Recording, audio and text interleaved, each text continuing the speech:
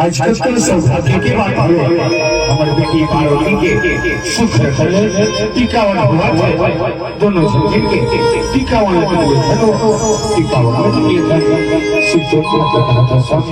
चलो चलो और समस्त गाँव के जितनी भी भाई भाई बहने आप सबों से निवेदन है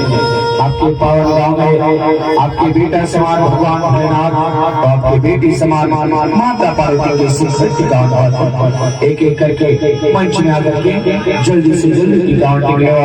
आप सबों के पास 2 मिनट के समय है ओकर बाद कथा आगे बढ़ाओ।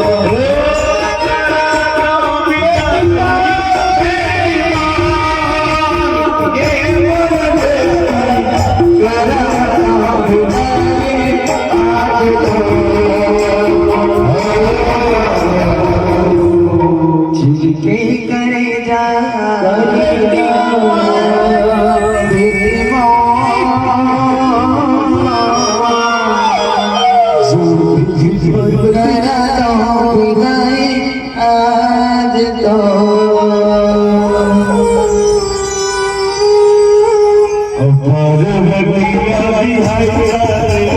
भोला रे ओ भैया रे पार्वतिया बिहारिया रे भोला रे ओ भैया रे पार्वतिया बिहारिया रे पार्वतिया बिहारिया रे पार्वतिया बिहारिया रे पार्वतिया